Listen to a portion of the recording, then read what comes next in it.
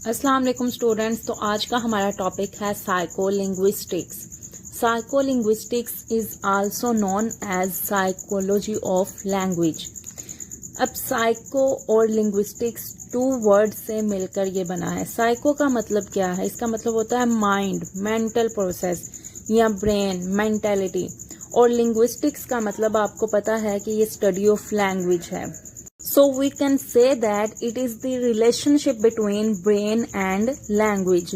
Language और brain के relationship को हम कहते हैं साइकोलिंग्विस्टिक्स। साइकोलिंग्विस्टिक्स में हम स्टडी करते हैं कि किस तरह से माइंड इंसानों को लैंग्वेज हैंडल करने के लिए तैयार करता है।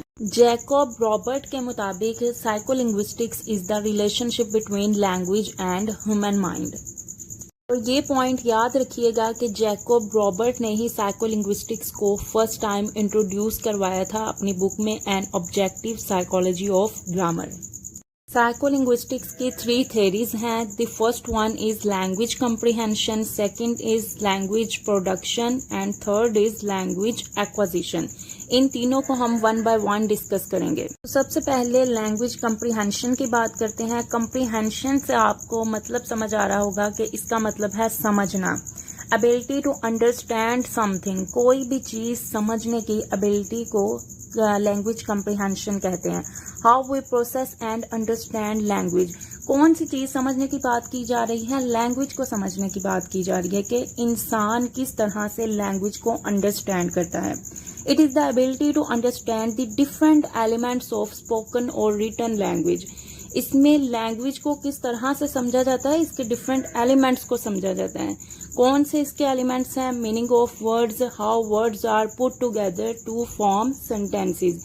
पहले हम वर्ड्स के मीनिंग को देखते हैं, फिर हम इसमें यह भी स्टडी करते हैं कि किस तरह से वर्ड्स इकट्ठे होते हैं एक सेंटेंस बनाने के लिए। तो इस सारी स्टडी को हम कहते हैं लैंग्वेज कॉम्प्रिहेंशन। सेकंड है लैंग्वेज प्रोडक्शन। प्रोडक्शन का मतलब होता है कुछ प्रोड्यूस करना। It describes the stages of speech from the initial mental concept to the spoken और रिटन लिंग्विस्टिक्स रिजल्ट। इसका मतलब है कि इंसान किस तरह से लैंग्वेज को इनिशियली स्पोकन और रिटन उसको अंडरस्टैंड करता है, उसको स्टडी करता है, उसके एलिमेंट समझता है और उसके बाद उसका लिंग्विस्टिकली क्या रिजल्ट आता है। Simply it is the process of communicating through language. अब रिजल्ट इसका किस तरह से पता चलता है? जब वो कम्युनिकेशन में अपनी लैंग्वेज को यूज करता है, तब हमें उसकी अंडरस्टैंडिंग लेवल का पता चलता है।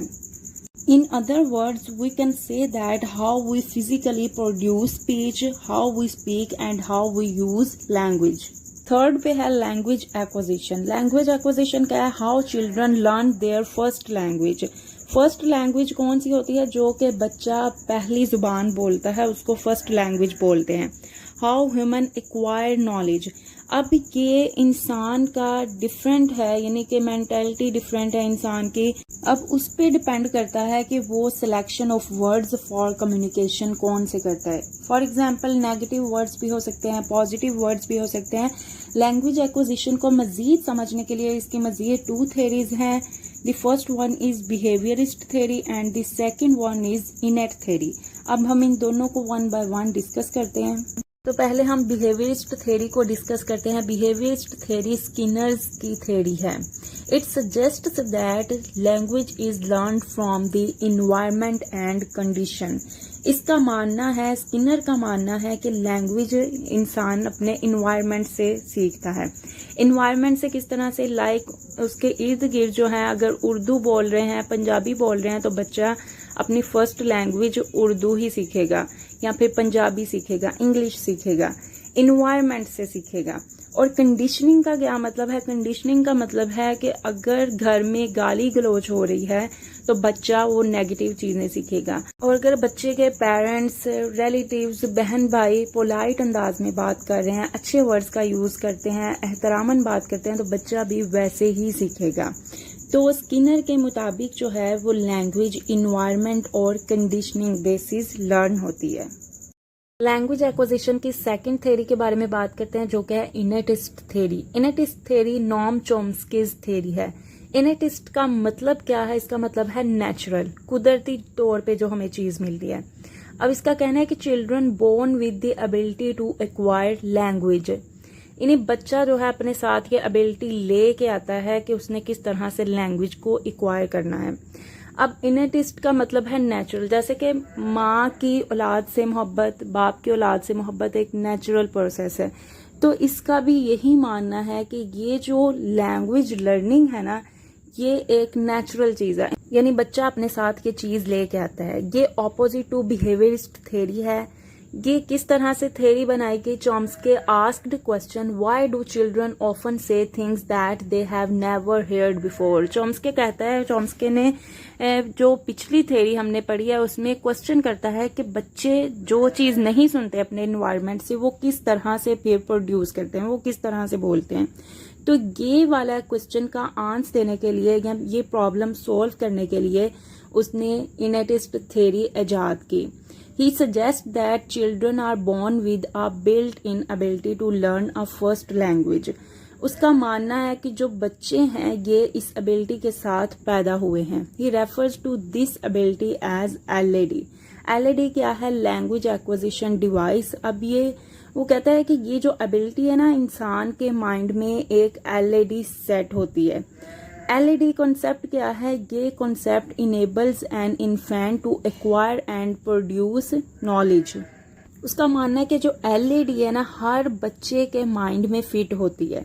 LAD एक inherent aspect of human brain है जो कि एक प्रोग्रामिंग की तरह है with specific grammar structures common to all language.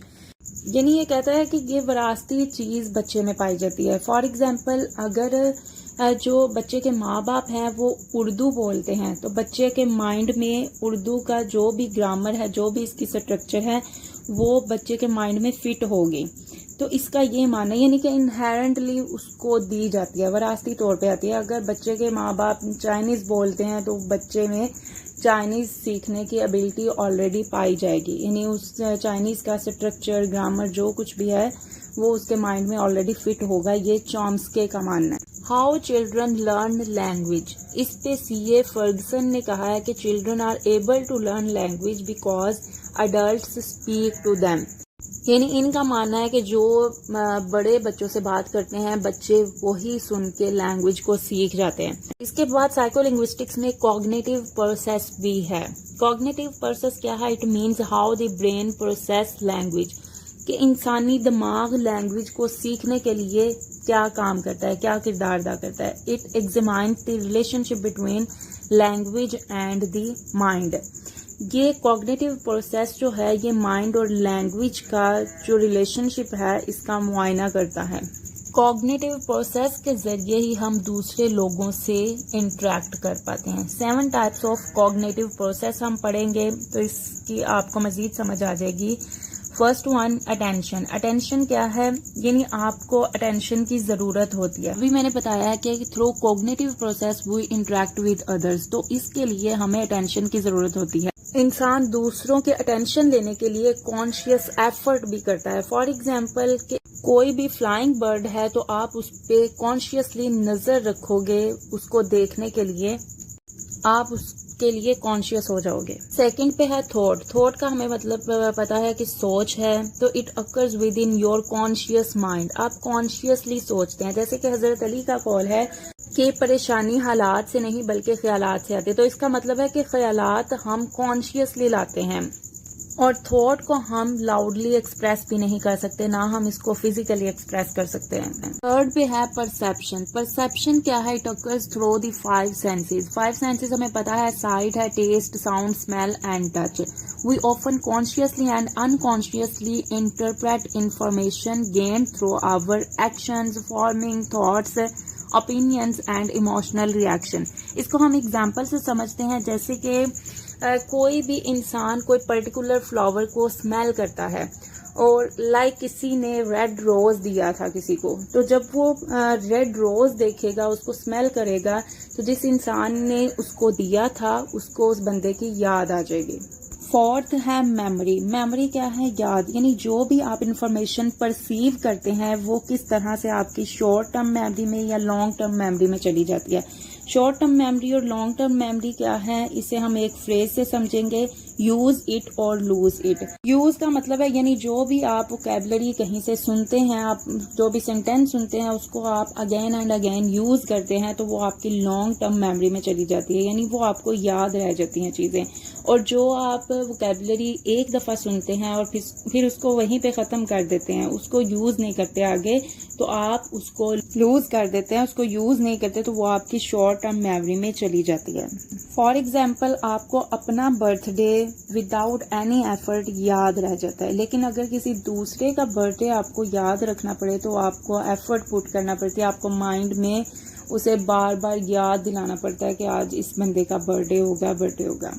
Cognitive process in reading, जब भी आप कोई बुक रीड कर रहे हैं या कोई भी आर्टिकल इन्फॉर्मेशन आप रीड कर रहे हैं तो आपको डिस्ट्रैक्ट नहीं होना, कॉन्शियस आपको रहना है, डिस्ट्रैक्ट नहीं होना।